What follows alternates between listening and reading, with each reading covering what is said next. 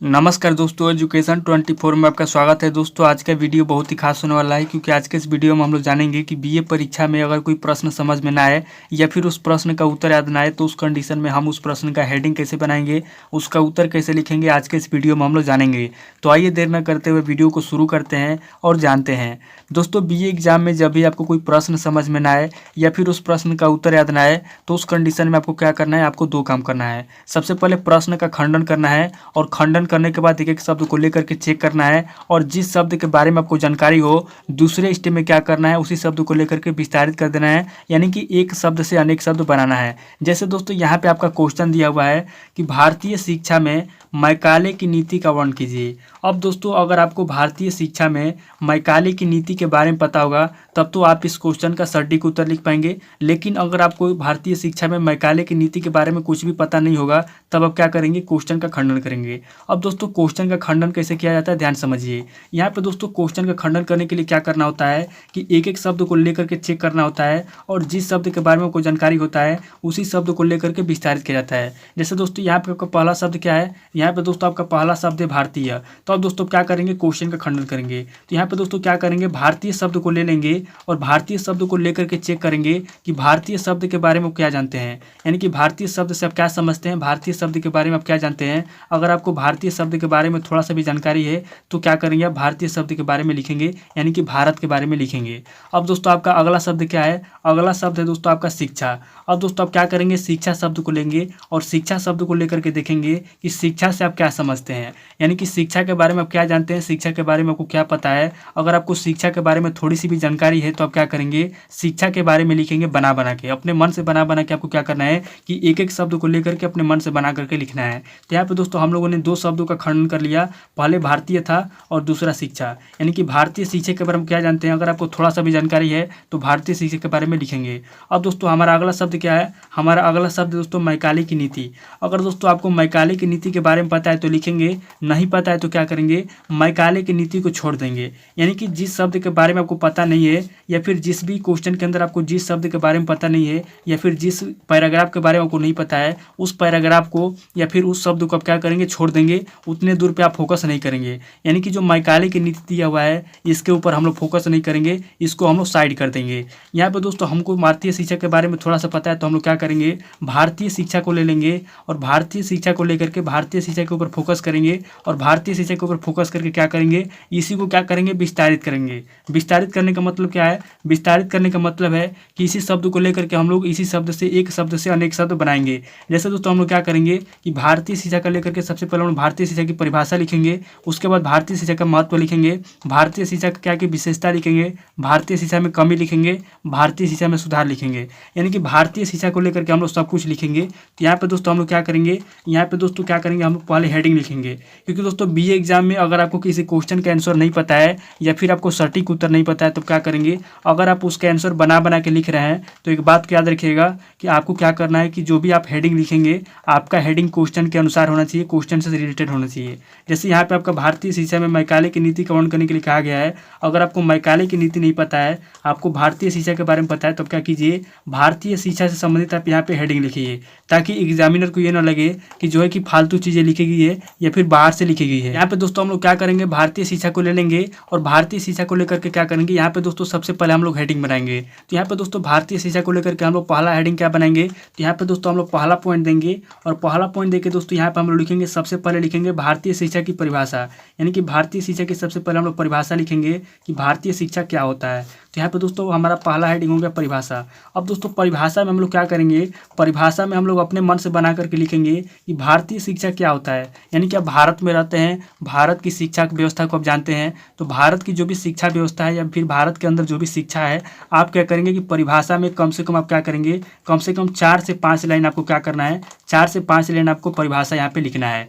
अब दोस्तों आप क्या करेंगे कि यहाँ पे दूसरा पॉइंट देंगे और यहाँ पे दोस्तों दूसरा पॉइंट देके यहाँ पे क्या करेंगे, दूसरा हेडिंग लिखेंगे भारतीय शिक्षा का महत्व, यानी कि जो भारतीय शिक्षा है, मैंने आपको पहले बता दिया कि आप जब क्वेश्चन का खंडन करेंगे तो क्वेश्चन का खंडन करने के बाद आपको जिस शब्द के बारे में जानकारी होगा उसी शब्द को लेकर के आपको क्या करना है, विस्तारित करना है। यानी कि एक शब्द से आपको अनेक शब्द बनाना है। तो यहाँ पे दोस्तों आपका शब्द है भारतीय शिक्षा। तो सबसे पहले हम लोगों ने भारतीय शिक्षा की परिभाषा लिख लिया और परिभाषा में हम लोगों ने 4-5 लाइन लिख लिया। अब दोस्तों हम लोग क्या करेंगे कि भारतीय शिक्षा की हम लोग क्या करेंगे, महत्व लिखेंगे कि जो भारतीय शिक्षा है उसका क्या महत्व है। तो यहाँ पे दोस्तों हमारा दूसरा हेडिंग हो जाएगा भारतीय शिक्षा का महत्व। यहाँ पे दोस्तों हम लोग लिखेंगे भारतीय शिक्षा का महत्व, यानी कि जो भारतीय शिक्षा है उसका क्या महत्व है। यहाँ पे दोस्तों हम लोग भारतीय शिक्षा का महत्व लिखेंगे। तो यहाँ पे दोस्तों हमारा दूसरा हेडिंग हो गया भारतीय शिक्षा का महत्व।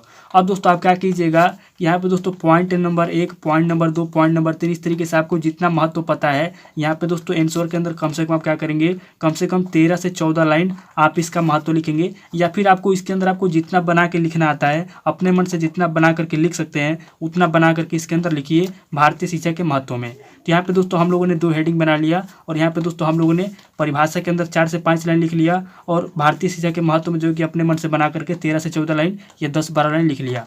अब दोस्तों यहाँ पे हम लोग क्या करेंगे, यहाँ पे तीसरा पॉइंट देंगे और यहाँ पे तीसरा पॉइंट देकर हम लोग तीसरा हेडिंग क्या लिखेंगे, यहाँ पे दोस्तों हम लोग तीसरा हेडिंग लिखेंगे भारतीय शिक्षा की विशेषता। तो यहाँ पे दोस्तों हमारा तीसरा हेडिंग हो जाएगा भारतीय शिक्षा की विशेषता, यानी कि जो भारतीय शिक्षा है उसकी क्या विशेषता है। यहाँ पे दोस्तों हम लोग लिखेंगे भारतीय शिक्षा की विशेषता। तो यहाँ पे दोस्तों हमारा तीसरा हेडिंग हो जाएगा भारतीय शिक्षा की व्यवस्था। अब दोस्तों भारतीय शिक्षा की विशेषता में आपको जितना भी आता है 4 लाइन, 5 लाइन, 10 लाइन आप जितना बना के लिख सकते हैं उतना दोस्तों आप यहाँ पे लिख सकते हैं। अब दोस्तों हम लोग क्या करेंगे कि यहाँ पे दोस्तों हम लोग चौथा पॉइंट देंगे और यहाँ पे दोस्तों चौथा पॉइंट देकर हम लोग चौथा हेडिंग क्या बनाएंगे, तो यहाँ पे दोस्तों हम लोग चौथा हेडिंग बनाएंगे भारतीय शिक्षा में कमी, यानी कि जो हमारी भारतीय शिक्षा है उसके अंदर क्या कमी है। यहाँ पे दोस्तों भारतीय शिक्षा में कमी लिखेंगे। तो यहाँ पे दोस्तों हमारा चौथा हेडिंग हो जाएगा भारतीय शिक्षा में कमी, यानी कि हमारी जो भारतीय शिक्षा है उसके अंदर क्या कमी है। यहाँ पे दोस्तों हम लोग लिखेंगे भारतीय शिक्षा में कमी। अब दोस्तों भारतीय शिक्षा में कमी आपको नज़र आता होगा कि हम जो पढ़ने जाते हैं स्कूल में, जब आप जाते हैं तो वहाँ पे दोस्तों आपको क्या क्या कमी नज़र आता है, आपको अपने स्कूल के अंदर, कॉलेज के अंदर आपको जो भी कमी नज़र आता है उसको दोस्तों यहाँ पर क्या करेंगे, एक्सप्लेन करेंगे। यानी कि अपने मन से आपको जो भी संबंधित, यानी कि जो आपका ये भारतीय शिक्षा में जो कमी है इस हेडिंग से संबंधित आपको जो भी आता है आपके दिमाग में, यहाँ पे दोस्तों आप विस्तारपूर्वक बिना डरे, बिना किसी टेंशन के यहाँ पे लिखेंगे। क्योंकि आप जो अपने मन से बना करके लिखेंगे वो दोस्तों यहाँ पे मान्य होगा, क्योंकि दोस्तों आप बाहर से नहीं लिख रहे हैं, यहाँ पे भारतीय शिक्षा में कमी लिख रहे हैं। तो आप जो कुछ भी लिखेंगे यहाँ पे दोस्तों मान्य होगा। तो यहाँ पे आपको क्या करना है कि भारतीय शिक्षा में जो कमी है इस हेडिंग के अंदर आपको जो भी कमी नजर आता है अपने शिक्षा के अंदर, यहाँ पे दोस्तों बना बना के आपको लिखना है। अब दोस्तों यहाँ पे हम लोगों ने 4 हेडिंग बना लिया। अब दोस्तों यहाँ पे हम लोग 5वां पॉइंट देंगे और यहाँ पे दोस्तों 5वां पॉइंट देकर हम लोग 5वां हेडिंग क्या लिखेंगे, तो यहाँ पे दोस्तों हम लोग 5वां हेडिंग लिखेंगे भारतीय शिक्षा में सुधार की आवश्यकता, यानी कि जो भारतीय शिक्षा में कमी है उसको कैसे सुधारा जा सकता है। यहाँ पे दोस्तों अपने मन से बना करके लिखेंगे भारतीय शिक्षा में सुधार की आवश्यकता। तो यहाँ पे दोस्तों आपका 5वां हेडिंग हो जाएगा भारतीय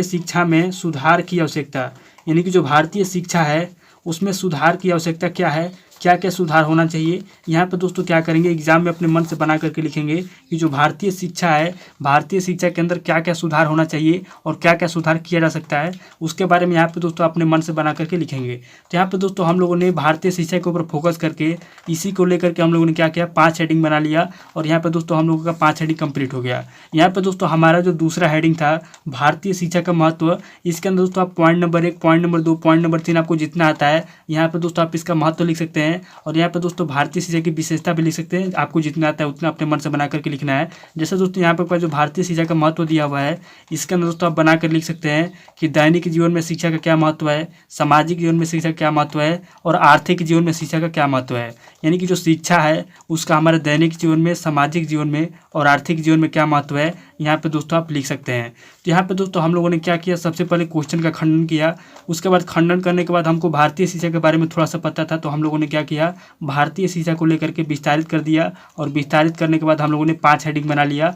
अब दोस्तों यहाँ पे हम लोग क्या करेंगे, लास्ट में दोस्तों हम लोग क्या करेंगे, जब हमें कोई पॉइंट याद नहीं आएगा और भारतीय शिक्षा के अंदर हमारा सारा हेडिंग कंप्लीट हो जाएगा, तो यहाँ पे दोस्तों हम लोग क्या करेंगे, छठा हेडिंग देंगे और यहाँ पे दोस्तों छठा पॉइंट देकर हम लोग छठा हेडिंग लिखेंगे निष्कर्ष, यानी कि इस क्वेश्चन का क्या निष्कर्ष निकलता है।